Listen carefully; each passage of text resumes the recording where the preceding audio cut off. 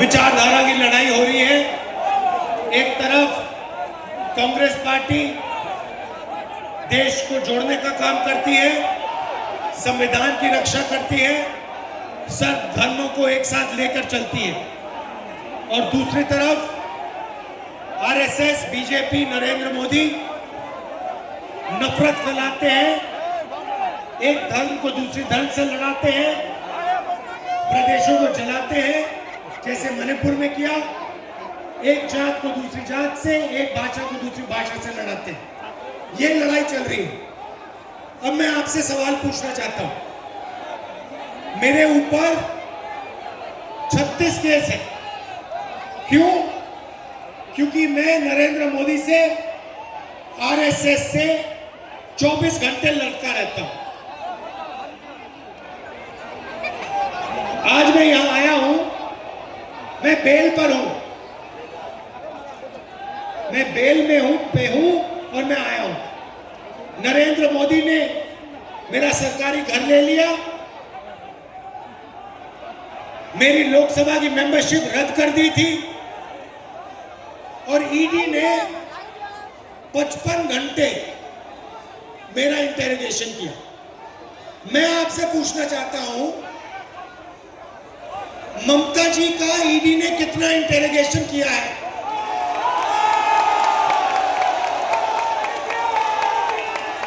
ये मुझे बताइए। बीजेपी ने ममता जी का घर क्यों नहीं लिया?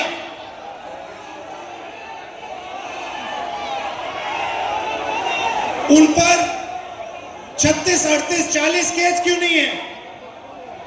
पूरा बंगाल जानता है कि तृणमूल के लोगों ने भ्रष्टाचार किया। शारदा चिट फंड तृणमूल के लोगों ने किया, 17 लाख इन्वेस्टर्स को बर्बाद किया, 1900 करोड़ अनपेड ड्यूज हैं। रोज वैली चिट फंड स्कैम किया, 31 लाख लोगों का पैसा लिया, 6,600 करोड़ रुपए उनके लिए। कोल स्मगलिंग होती है, गुंडा टैक्स कलेक्शन होता है, मगर नरेंद्र मोदी, आरएसएस, बीजेपी ने ममता जी का कभी इंटेरोगेशन नहीं किया, ममता जी का घर नहीं छीना, ममता जी पर आक्रमण नहीं करते। क्यों? क्योंकि वो जानते हैं कि असली लड़ाई तृणमूल से नहीं है, असली लड़ाई कांग्रेस पार्टी, खड़गे जी से, राहुल गांधी से, प्रियंका गांधी से, कांग्रेस पार्टी के नेताओं से। अगर सचमुच में तृणमूल और बीजेपी लड़ाई हो रही होती तो ममता जी पर अनेक केस होते, वो बेल में होती, बेल लेकर बाहर होती, उनका 55-70 घंटे इंटेरोगेशन हुआ होता, उनका घर छीन लिए थे। क्योंकि ये सब लोगों के साथ करते, जो भी इनके खिलाफ लड़ते हैं उन पर वो पूरा आक्रमण करते हैं। अब थोड़ा सा मैं आपको बताना चाहता हूं, ये नरेंद्र मोदी है कौन, ये आपको समझना जरूरी है।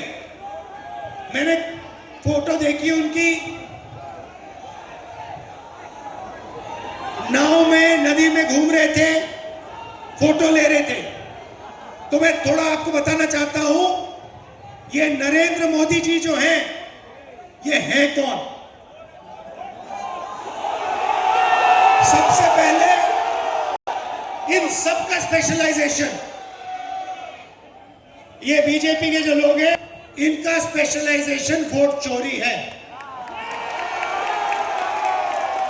इन्होंने महाराष्ट्र में वोट चोरी करके चुनाव जीता, हरियाणा में जीता, मध्य प्रदेश में जीता, कर्नाटक में पैसे देकर सरकार गिराई। ये इनका पहला काम लोकतंत्र को खत्म करना और वोट चोरी का है। दूसरी बात, आपने यूएस इंडिया डील के बारे में सुना होगा, सुना है? ये नरेंद्र मोदी जी अपने आप को देशभक्त कहते हैं।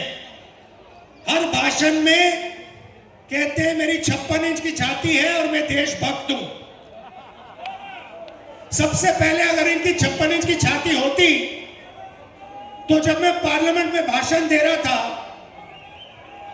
जब मैंने एप्स्टीन की बात उठाई, अदानी की बात उठाई, तो ये पार्लियामेंट लोकसभा से भाग के क्यों निकल गए? दूसरी बात, इन्होंने अमेरिका से समझौता किया। क्या किया? हिंदुस्तान का एग्रीकल्चर सिस्टम जो है, हमारे जो किसान हैं उनको धोखा दिया और अमेरिकन किसानों को अपना माल हिंदुस्तान में बेचने की परमिशन दी। यह काम किसी भी प्रधानमंत्री ने नहीं किया, आज तक किसी प्रधानमंत्री ने नहीं किया। अमेरिका के जो खेत हैं, हजारों एकड़ के खेत हैं, हमारे छोटे खेत होते हैं। हमारे यहां मैकेनाइजेशन नहीं होता, अमेरिका में फुल मैकेनाइजेशन है। कंबाइन हार्वेस्टर, मशीनरी, टेक्नोलॉजी सब चलती है वहां। अमेरिका के किसान का माल हिंदुस्तान में बिकना शुरू हो जाएगा। हिंदुस्तान के सब किसान, बंगाल के किसान बर्बाद हो जाएंगे। यह इन्होंने पहला काम किया। दूसरा काम, बंगाल की इंडस्ट्री तो ममता जी ने उड़ा दी, खत्म कर दी, वो अलग बात है। पहले आप इंडस्ट्रियल सेंटर हुआ करते थे, यहां हिंदुस्तान मोटर्स थी, यहां पे जूट इंडस्ट्री थी और बंगाल इंडस्ट्रियल स्टेट बनाया जाता था। नरेंद्र मोदी जी ने ट्रंप को वायदा किया कि हर साल हिंदुस्तान 9.5 लाख करोड़ रुपया माल अमेरिका से खरीदेगा। भाई और बहनों, अगर हिंदुस्तान 9.5 लाख करोड़ रुपया अमेरिका से खरीदेगा तो हिंदुस्तान के छोटे स्मॉल और मीडियम बिजनेसेस सारे के सारे बंद हो जाएंगे। यह इसने दूसरा काम किया। तीसरा काम, हिंदुस्तान का पूरा डेटा जो 21वीं सदी में देश का धन होता है, देश की शक्ति होती है, देश की पूंजी होती है, सारा का सारा इसने अमेरिका को पकड़ा दिया। आज अमेरिका जहां भी हिंदुस्तान का डेटा रखना चाहता है रख सकता है, जो भी करना चाहता है कर सकता है। और तीसरा काम, शायद सबसे खराब काम इसने किया। इसने अमेरिका से कहा कि हम उन्हीं देशों से पेट्रोल खरीदेंगे, तेल खरीदेंगे जो परमिशन आप दोगे। तो आज हिंदुस्तान बिना अमेरिका के परमिशन लिए, बिना अमेरिका के सामने हाथ जोड़े किसी भी देश से तेल नहीं खरीद सकता है। ये व्यक्ति जो अपने आप को देशभक्त कह रहा है, इसने ये चारों काम किए हैं। ये देशभक्ति नहीं है, ये देशद्रोही का काम है। और ये इसने किया क्यों, ये भी आपको बता देता हूं। ये इसने इसलिए किया क्योंकि डोनाल्ड ट्रंप अदानी और एप्स्टीन के बारे में सारा कुछ जानता है। डोनाल्ड ट्रंप खुल के कह रहा है कि जब भी मैं नरेंद्र मोदी के करियर को खत्म करना चाहता हूं, 2 मिनट में मैं खत्म कर सकता हूं। और फिर डोनाल्ड ट्रंप कहता है कि जब मैं हिंदुस्तान के प्रधानमंत्री को फोन करता हूं, जब वो फोन उठाता है तो वो कहता है, yes sir, what can I do for you. शर्म की बात है, हिंदुस्तान का प्रधानमंत्री अमेरिका के राष्ट्रपति को सर बोलता है, जो शर्म की बात है। मैं आपको बताता हूं, अगर डोनाल्ड ट्रंप ने नरेंद्र मोदी से कहा कि भैया जंप लगा, नरेंद्र मोदी जंप लगाएगा इसे। उसने कहा, डोनाल्ड ट्रंप ने कहा कि जाओ इजराइल जाओ, एकदम फ्लाइट पे चढ़ के इजराइल चला गया। तो ये तो है नरेंद्र मोदी और आरएसएस की कहानी, ये इनकी सच्चाई है। आप लोग बंगाल अंग्रेजों से लड़ा था, आपके जो सबसे बड़े नेता, हिंदुस्तान के सबसे बड़े नेता सुभाष चंद्र बोस जी, वो उन्होंने कभी भी किसी को सर नहीं बुलाया। वो है असली देशभक्त।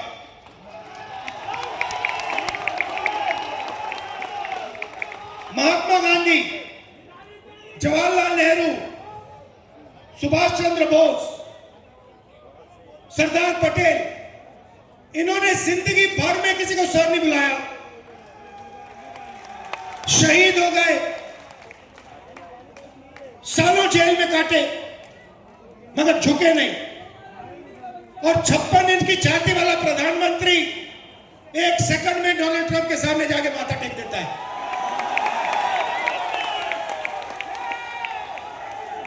अब दुख की बात क्या है?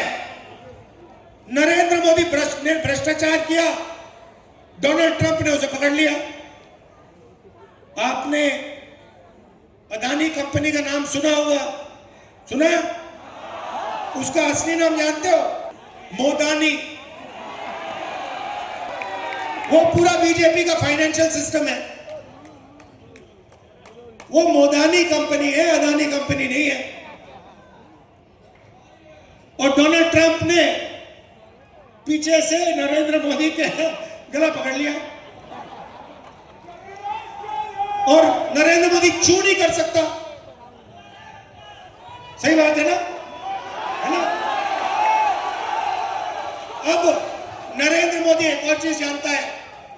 नरेंद्र मोदी जानता है कि देश में एक ही शक्ति आरएसएस और बीजेपी को हरा सकती है। उसका नाम कांग्रेस पार्टी है। कांग्रेस पार्टी की विचारधारा है। आपकी जो चीफ मिनिस्टर है, भ्रष्टाचार के बारे में मैंने आपको बताया, शारदा चिट फंड, रोज वैली, कोडलिंग स्कैम, और पूरा बंगाल जानता है कि अगर आपको बंगाल में रोजगार चाहिए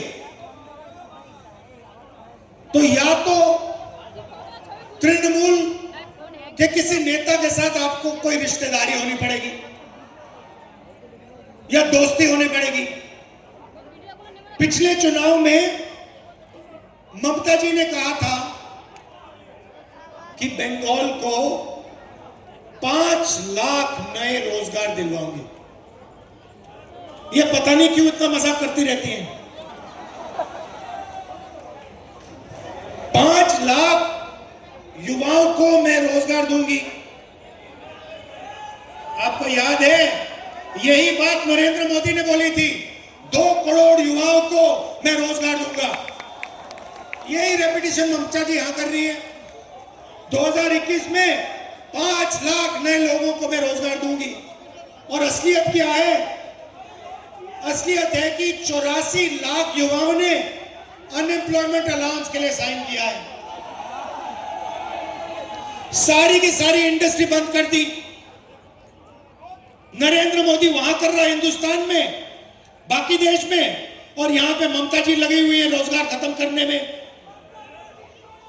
भ्रष्टाचार और पूरी की पूरी इंडस्ट्री को बंद करने में।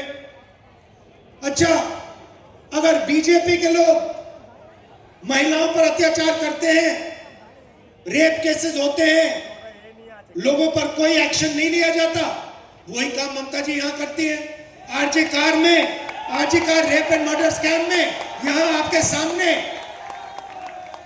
एक बेचारी लड़की का मर्डर होता है, बलात्कार होता है, और जिन लोगों ने किया उन पर कोई भी एक्शन नहीं लिया जाता। तो मेरा कहना है कि सच्चाई क्या है? सच्चाई है कि टीएमसी, अगर टीएमसी ने काम किया होता, अगर टीएमसी ने आपको रोजगार दिलवाया होता, अगर टीएमसी ने इंडस्ट्री नहीं बंद करवाई होती, तो यहां पे बीजेपी के लिए रास्ता नहीं खुलता। ये बीजेपी के लिए बंगाल में रास्ता खोल रहे हैं, ये इनका काम है। भाइयों और बहनों, बीजेपी को सिर्फ कांग्रेस पार्टी हरा सकती है। हम विचारधारा की पार्टी है, हम इनसे कोई कॉम्प्रोमाइज नहीं कर सकते हैं, बात समझ लीजिए। मैं सुबह उठता हूं और मेरी पहली प्लानिंग होती है कि आज भैया आरएसएस और बीजेपी से कैसे लड़ना है, कहां लड़ना है और कहां उन पर आक्रमण करना है। तो हम कॉम्प्रोमाइज नहीं कर सकते। आप कांग्रेस पार्टी को पूरा समर्थन दीजिए, बंगाल में ज्यादा से ज्यादा हमारे एमएलए जिताइए, हमारी सरकार बनवाइए और फिर देखिए यहां से हम बीजेपी का क्या करते हैं।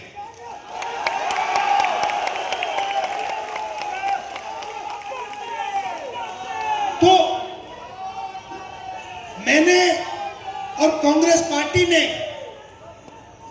कन्याकुमारी से कश्मीर तक यात्रा की। उसमें हमने क्या बोला? यात्रा का लक्ष्य क्या था? भारत जोड़ो यात्रा।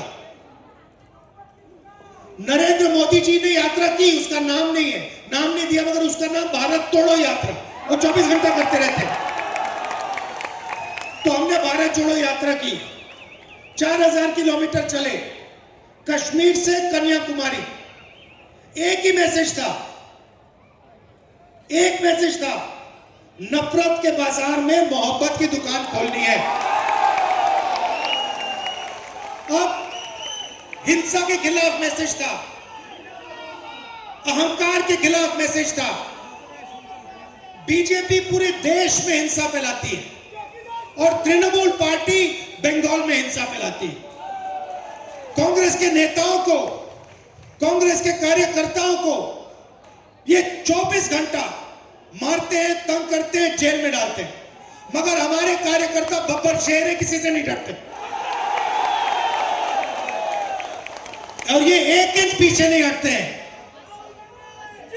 भाई और बहनों, आपको डरना नहीं है, देखना अंत में कांग्रेस पार्टी की जीत होने वाली है, कोई शक्ति नहीं रोक सकती। तो कांग्रेस पार्टी को आप पूरा समर्थन दीजिए। हमारे यहाँ पे जो कैंडिडेट्स हैं, आ जाइए, सामने आ जाइए। कहाँ है? यहाँ बैठे। हमारे जो कैंडिडेट्स हैं, यहाँ पे हमारे 55 कैंडिडेट बैठे हुए हैं। आपको जीत के आना है सबको, पक्का?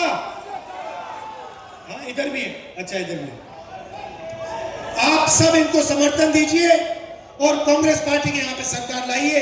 दिल से आपका धन्यवाद करता हूं। जय हिंद, जय बंगाल, नमस्कार।